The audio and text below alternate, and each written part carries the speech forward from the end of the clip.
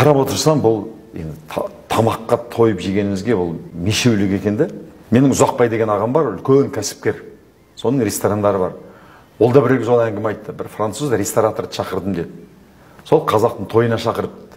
Келгеннен кейін қазақтың тойы болған, тойға барғанда отыра салысымен анау дастархандағын санап есептеп жіберді.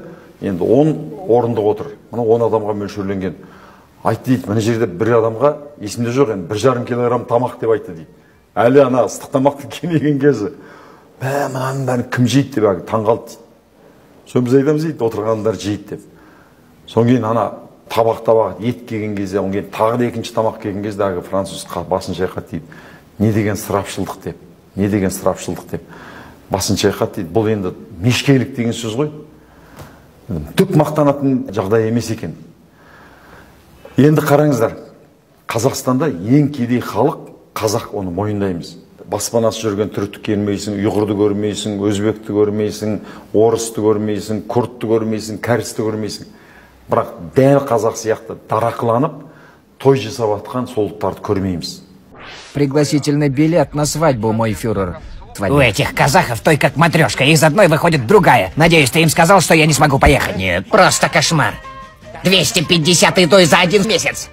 Я уже целый бюджет Германии только на одних этих беташарах. Еще одну свадьбу я просто не переживу. Мне нужно спрятаться от них, свалить куда-то. Короче, есть... Мой фюрер, куда вы свалите? Казахи везде, в Лондоне и в Дубае, они все равно вас найдут. Тогда застрелюсь.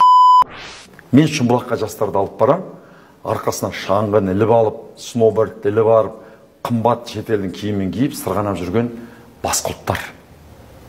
Енді айталық, жеріміздің қазы қартасы қайсы десе, жеріміздің қазы қартасы Алматыны алсақ, Шымбұлақ, Ақбұлақ, Таудастархан сияқты қымбат ресторандар, спа орталықтар, қымбат спорт залдары, кроссфит.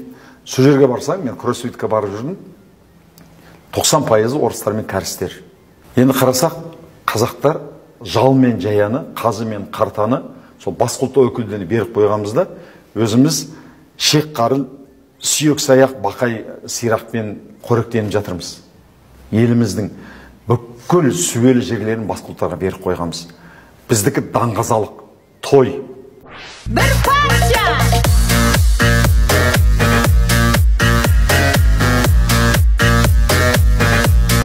Сол тойға шырылдауық шегірткелер шақырамыз әншілерді. Олардың ақылы тамағында. Соған қарыздан соған ақша береміз. Бірақ баспанамыз жоқ. Сол баспанасы жоқ қазақтар сол ақшасын тойға шашып жатыр. Ал енді баспанасы бар, бағана қымбат жерлерде жүрген басқа халықтар тойға шашылып жатқан жоқ. Шымкент, Алматы, қай қалаға келсең, үлкен тойханалар. Мына алматылықтар білет. Ана жерде бізде Талғардың трассасы дейміз, сол жерде Қуаныш деген ресторандар, Диана деген ресторандар. Соның 7-8 Қуаныш, 7-8 Диана салып тастаған. 500-600 адамдық ресторандар. Солардың иелері түріктер екен. Біз дарақы қазақтан ақша жасап жатыр. Өздері шылқамайға батып жатыр. Осы тойды тоқтататын уақыт келді ғой деп ойлаймын. Енді мен 60 жасқа толайын, не болайын өзіме серт бердім. Ешқандай сондай дарақылық той жасамаймын. Сол тойға кеткен ақшамды одан да қайырымдылыққа жұмсайын. Одан да елімнің дамытатын бір шараға жұмсайын.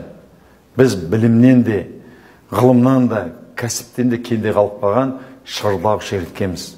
Шырылдауық шегіртке шырылдап жүріп ән салған, көгалды қуып гөлайттап, өлеңмен жүріп жаздалған дейді. Қыс келеді, сол кезде біз ана орыстардың, кәрістердің, ұйғырлардың, өзбектердің, күрдтардың есігін қағамыз, есігін ашпайды олар. 32 жылы Қазақстанда тек қана қазақ қырылған, басқа ұлт қырылмаған. Тура сол сияқты алдымызда қиын заман келе жатыр. Осыны ойлайтын болсақ, осы тойды доғарайықшы 5 жылға. Соңын арқан әдетке айналады. Тойымызға бір жақын туысқандарды ғана бір 30-50 ең жақын адамдармен ғана той жасау керек. Сол кезде ана тойға келетін адамдардың да ақшасы қалтасында қалады. Оңен олар да бәсекелесіп той жасамайды. Ана ресторан, кафелердің бәрін өндіріс орнына айналдыру керек. Сол ақшаның бәрін өндіріске салу керек. Сол кезде ғана біз дамимыз. Осы видеоны бәріңіз таратып, әрқайсымыз осылай өзімізге міндет алайықшы. Осы дарақылық тоқтамайынша, осы трашты тоқтамайынша біз жарымаймыз. Бұл барлық қазақтың жан айқайы.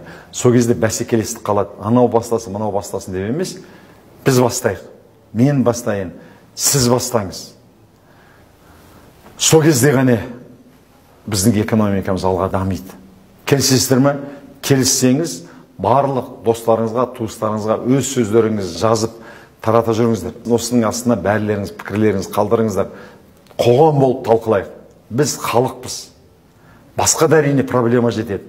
Жемқор билік, коррупция, әділетсіздік ол жетеді. Оны да біз дәл осылай талқылап, қоғам болып шешуіміз керек.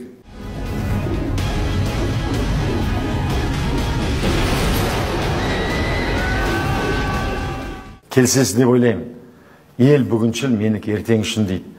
Мына дарақы немелер қояйық та, баласына бір той жасап бере алмай. Баласына бір той жасап бере алмай.